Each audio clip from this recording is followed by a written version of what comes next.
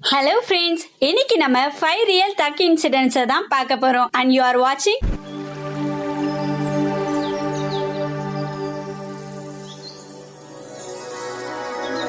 Are you okay செல்லம்? வாங்க வீடியோக்குள்ள போலாம். இந்த வீடியோக்கான क्वेश्चन என்னன்னா உங்களுக்கு பிடிச்ச ஃப்ரூட்ஸ் என்னன்னு கமெண்ட் செக்ஷன்ல சொல்லுங்க. எனக்கு ஆப்பிள் தான் ரொம்ப பிடிக்கும்.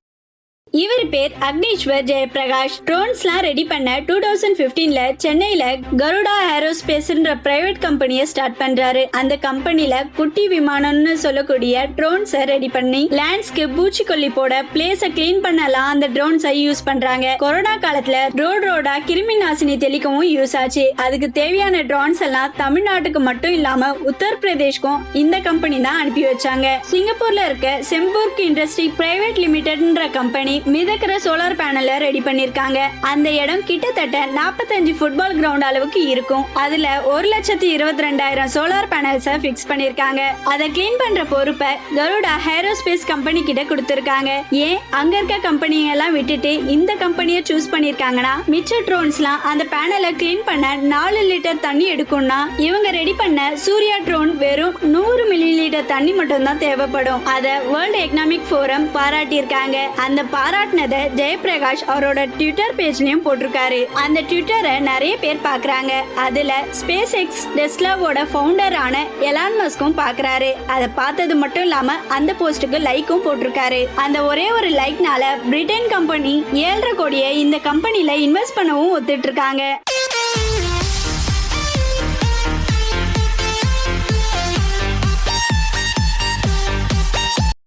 இவர் பேர் வீரேந்தர் சிங். ஹரியானால இருக்க சஸ்ரோலி கிராமத்துல இருக்க விவசாய குடும்பத்தை சேர்ந்தவர். அவரோட அப்பாவும் அவரோட அங்கிளும் குத்து சண்டை போடுறவங்க. மேட்ச்க்கு போகும்போது எல்லாம் இவரையும் கூட கூட்டிட்டு போவாங்க. அதை பார்த்த இவரும் குத்து சண்டை கத்துக்க ஸ்டார்ட் பண்றாரு. அவரோட அப்பா என்ன நினைக்கிறாருன்னா நம்மள மாதிரியே லோக்கல்ல குத்து சண்டை போடுற மாதிரி நம்ம பையன் இருக்க கூடாது, இன்டர்நேஷனல் மேட்ச்ல எல்லாம் கலந்துக்கிட்டு இந்தியாக்காக மெடல்லாம் வின் பண்ணி தரணும்னு ஆசைப்படுறாரு. பட் இந்தியால குத்து சண்டைக்குன்னு ப்ராப்பரா ட்ரைனிங் கொடுக்கறவங்க ரொம்ப ரேர் தான். அப்புறம் அவருக்குன்னு ஒரு கோச்சும் கிடைக்கிறாரு. பிராக்டிஸ் பண்றதுக்கு தேவையான டயட்டரி ஐட்டம்ஸ்லாம் வாங்கி அவர் ட்ரைனிங் பண்ற இடத்துக்கே கொடுத்து அனுப்புறாங்க. அவரோட 9 வயசுல ட்ரைனிங்க ஸ்டார்ட் பண்றாரு. 2002ல நடந்த வேர்ல்டு கேடட் ரெஸ்லிங் சாம்பியன்ஷிப்ல ஃபர்ஸ்ட் டைம் கோல்ட் மெடலை வின் பண்றாரு. அதுக்கப்புறம் எப்போ ரெஸ்லிங் நடந்தாலும் கலந்துக்கிட்டு இது வரைக்கும் அவரு 7 இன்டர்நேஷனல் மெடலை இந்தியாக்காக வாங்கி கொடுத்திருக்காரு. அது மட்டும் இல்லாம அர்ஜுனா அவார்டும் வாங்கியிருக்காரு. இவ்வளவு அவார்டு வாங்கின இவருக்குன்னு ஒரு சொந்த வீடு கூட இல்லைங்க.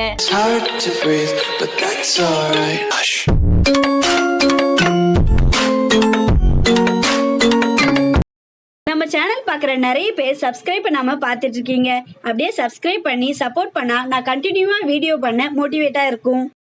இவர் பேர் பெஞ்சமின் கேரத்தர். அமெரிக்காவை சேர்ந்தவர். 2002ல ரெட்புல்லோட அட்வர்டைஸ்மெண்ட்டை பார்க்கறாரு. ரெட்புல்லோட ஸ்லோகன்ல ரெட்புல் கிவ்ஸ் யூ விங்ஸ்னு போட்டிருக்கு. அது எப்படி எனர்ஜி ட்ரிங்க் குடிச்சா விங்ஸ் வளரும், எப்படியும் இது ஃபால்ஸ் அட்வர்டைஸ்மெண்டா தான் இருக்கும்னு அதை நம்ம ப்ரூவ் பண்ணியே ஆகணும்னு அப்போத்துல இருந்து ரெட்புல்ல டெய்லி குடிக்க ஸ்டார்ட் பண்றாரு. 2013 வரைக்கும் குடிச்சியும் எந்த இம்ப்ரூவ்மெண்ட்டும் இல்லைன்னு அந்த கம்பெனி மேல பொய்யான அட்வர்டைஸ்மெண்ட் கேஸ் கொடுக்கறாரு. அந்த கேஸை சதர்ன் டிஸ்ட்ரிக்ட் ஆஃப் நியூயார்க்ல விசாரிக்கிறாங்க. அதுக்கு ரெட்புல் சார்பில் பேசின அட்வொகேட் விங்ஸ்னா டைரக்டா விங்ஸ் வளராது, எப்பவும் எனர்ஜெட்டிக்கா இருக்கும் அப்படின்னு தான் ஸ்லோகன் போட்டிருக்கோம்னு சொல்றாங்க. ஆனா அதுக்கு இவர் சொல்றாரு, நான் கிட்டத்தட்ட 10 வருஷமா ரெட்புல்ல குடிக்கிறேன், பட் எந்த ஒரு எனர்ஜியும் வந்த மாதிரி தெரியலன்னு சொல்லிடுறாரு. அந்த கேஸோட ஃபைனல் ஜட்ஜ்மெண்ட்டை 2015ல விடுறாங்க. 10 வருஷமா ஒரு கஸ்டமருக்கு பொய்யான நம்பிக்கை கொடுத்ததுக்காக $13 மில்லியன் அவருக்கு கொடுக்கணும்னு சொல்லிடுறாங்க.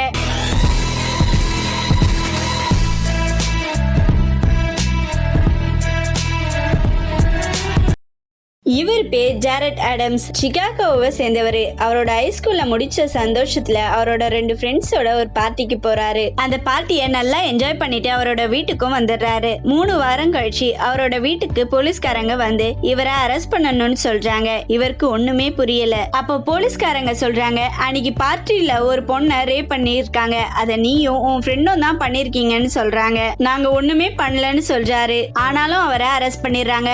பிளாக்கா இருந்தா விசாரிக்க கூட மாட்டாங்க போலன்னு அப்போதான் அவருக்கு புரியுது. கோர்ட்டும் அவரும் அவரோட ஃப்ரெண்ட்ஸும் தான் ரேப் பண்ணிருக்காங்கன்னு டிசைட் பண்ணி 28 வருஷம் ஜெயில் தண்டனையும் கொடுத்துறாங்க.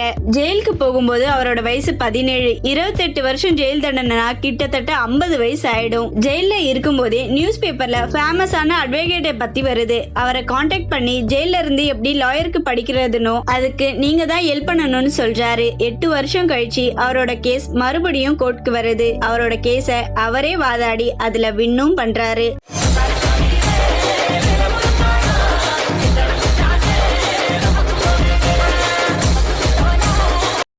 இவர் பேர் ரோஜிலியோ ஆண்டவர். டெக்சாஸ்ல இருக்க எடின்பர்க்கை சேர்ந்தவர். ஒரு நாள் அவரும் அவரோட ஒய்ஃபும் வீட்டுல இருக்கும்போது மாஸ்க் போட்ட 2 பேர் வந்து கண்ணை காட்டி இவரை தூக்கிட்டு போயிடுறாங்க. உடனே அவரோட ஒய்ஃப் பயந்து என்ன பண்றதுனே தெரியாம முழிக்கிறாங்க. அப்புறம் போலீஸ்க்கு கால் பண்ணி சொல்றாங்க, என்னோட ஹஸ்பண்டை யாரோ 2 பேர் மாஸ்க் போட்டுட்டு வந்து கண்ணை காட்டி தூக்கிட்டு போயிட்டாங்கன்னு. உடனே போலீஸும் அவரை தேட ஸ்டார்ட் பண்றாங்க. ஆனா கிடைக்கல. போலீஸ்காரங்க அவரோட ஒய்ஃப் கிட்ட கேக்குறாங்க, கிட்னாப்பர்ஸ் கால் பண்ணி ஏதாச்சும் பணம் வேணும்னு கேட்டாங்களான்னு. அதுக்கு அவரோட ஒய்ஃப் அப்படிலாம் கால் பண்ணி எதுவும் கேட்கல, எந்த டிமாண்டும் பண்ணலன்னு சொல்லிடுறாங்க. 2 நாள் கழிச்சு அவரே வீட்டுக்கு வந்துடுறாரு. உடனே போலீஸ்காரங்க இவரை விசாரிக்க ஸ்டார்ட் பண்ணிடுறாங்க. கிட்னாப்பர்ஸ் அவங்களே என்ன ரிலீஸ் பண்ணிட்டாங்கன்னு சொல்றாரு. அப்போ போலீஸ்காரங்களுக்கு இன்னும் டவுட் அதிகமாயிடுது. மணியும் டிமாண்ட் பண்ணல, அவங்களே இவரை ரிலீஸும் பண்ணிட்டு இருக்காங்கன்னு. போலீஸ்காரங்க மறுபடியும் இவரை கொஸ்டின் கேட்டுட்டே இருக்காங்க. சரின்னு அவரே உண்மையை ஒத்துக்கிறாரு. நான் தான் 2 பேரை அரேஞ்ச் பண்ணி என்னை கடத்த சொன்னேன். ஏன்னா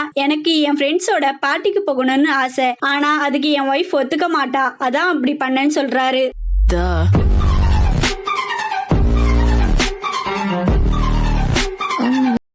நம்மளோட போன வீடியோல நீங்க மனுஷனா பிறக்காம வேற என்னவா பிறந்தா நல்லா இருக்கும்னு கேட்டிருந்தோம். அதுல பறவையா பிறந்தா நல்லா இருக்கும்னு 14%, அனிமலா பிறந்தா நல்லா இருக்கும்னு 12%, கோஸ்டா இருக்கணும்னு 21%, நம்மலாம் பிறந்ததுக்கு பிறக்காமலே இருக்கலாம்னு 51%, அதர்ஸ் 3% கமெண்ட் பண்ணிருக்கீங்க. TS டோனி ஃபேனன்றவங்க லயனா பிறக்க ஆசைப்படுறேன்னு சொல்லியிருக்காங்க. ரோஹித் 13ன்றவங்க நான் ஃபிஷ்ஷா இருக்க ஆசைப்படுறேன்னு சொல்லியிருக்காங்க. மாஸ்டர் எஃப் ஃபயர்ன்றவங்க பறவையா பிறக்க ஆசைப்படுறேன்னு சொல்லிருக்காங்க. TN76 ராயல் கேமிங்ன்றவங்க எதுவா பிறந்தாலும் சரி மனுஷங்க இருக்க வேர்ல்டுல பிறக்க கூடாதுன்னு சொல்லியிருக்காங்க. பரத் கார்த்திகேயன்றவங்க ஈகிளா பிறக்க ஆசைப்படுறேன்னு சொல்லியிருக்காங்க. ஹாமிஸ் முகமதுன்றவங்க டிராகனா பிறக்க ஆசைப்படுவேன்னு சொல்லியிருக்காங்க. பிரியா தனுஷ்ன்றவங்க டைகரா பிறக்க ஆசைப்படுவேன்னு சொல்லியிருக்காங்க.